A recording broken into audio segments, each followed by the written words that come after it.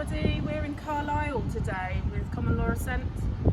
Having a great British summer because it's absolutely lovely here. There's so many places to go.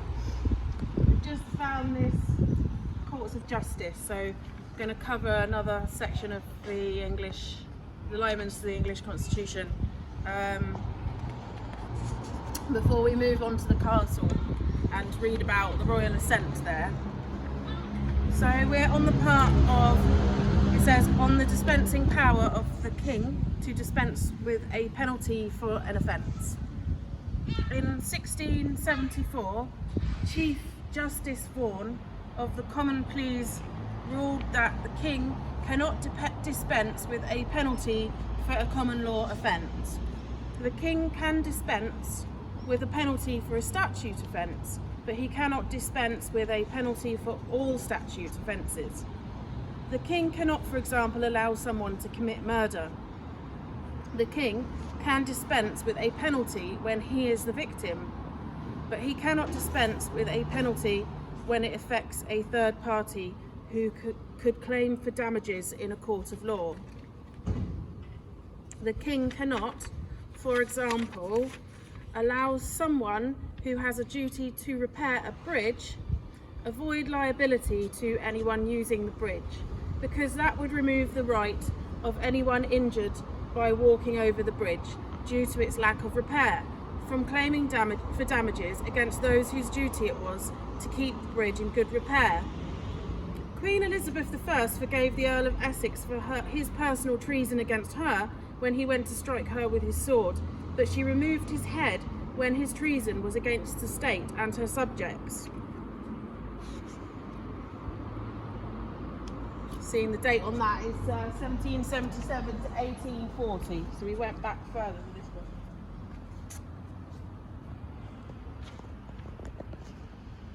MP, is it? The Treason Act, 1695. This act puts a 3-year time limit on bringing trials for treason.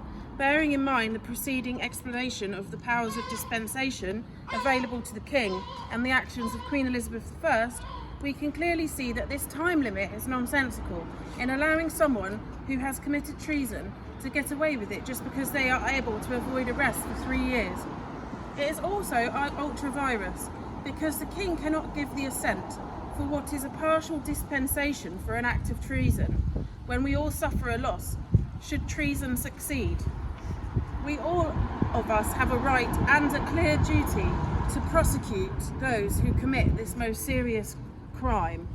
As such, it is clearly constitutionally impossible for such a dispensation to be given. William Joyce. William Joyce was an American citizen of Irish descent who obtained a United Kingdom passport before running off to Nazi Germany on the outbreak of the Second World War. Joyce and his wife both made broadcasts in aid of the German war machine between 1939 and 1940, when his passport expired. Joyce was arrested by British forces personnel in 1945. Winston Churchill brought in the 1945 Treason Act for Joyce and others, so they were put on trial, and Joyce was found guilty and executed for treason in 1946, some 6 years after his last act of treason under the 1945 Treason Act. This 1945 Act repealed by implied repeal the 3-year time limit on bringing a prosecution for treason. It was specifically brought in to try him and other known traitors. King Henry VIII powers. King Henry VIII, who was an arrogant bully, who ruled by dictate. The Bishop of Rochester upset his cook, one Richard Rose, who poisoned the meal, and 17 people died. King Henry VIII ordered the cook to be taken to Smithfield and boiled to death. This became known as Henry VIII power. Parliament today claim to rule by Henry VIII powers. They evidence this by the blue-eyed baby rule. Parliament say that they could pass a law saying all blue-eyed babies born in July were to be killed, that would be the law and the babies would be killed. Chief Justice Sir Edward Coke in 1628 said that Parliament may sometimes pass a law which is against common right and reason, or repugnant or impossible to perform, and the common law would intercede and strike it down. I would hope that we would all feel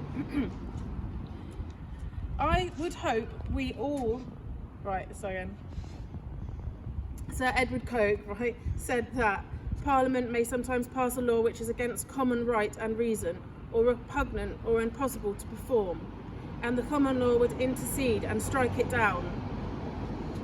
I trod on a can when that happened and it distracted me. Not one of ours. No. I would hope we would all feel that any law which said we should kill anyone, let alone babies, was repugnant, because the families of these babies would fight, as would everybody else, to prevent the deaths of these children. It would be impossible to perform because the common man would enforce the common law of England by armed resistance if necessary. That's lovely. That's Albert Burgess' English Layman's Guide to the English Constitution. English Constitution, Commonwealth, which is not just England really, but we're on, and we're grateful to him for allowing us to read that.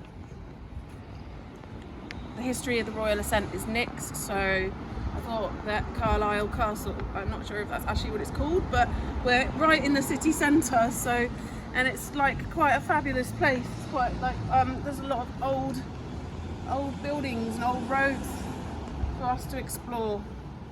Thank you for tuning in. We're with Common Law Ascent. Your country needs you. If you like what we're doing, we're also handing out a lot of leaflets as we go out around all the doors. There's so many letter boxes to put things in. Yeah. So you can become a registered supporter of ours and help us with this mission, which we'll link you to below. Give me out a lot of these as well. These are really good. Also bringing people into our Facebook group and seeing our website as well is really helpful. So thank you very much, and we'll see you next time.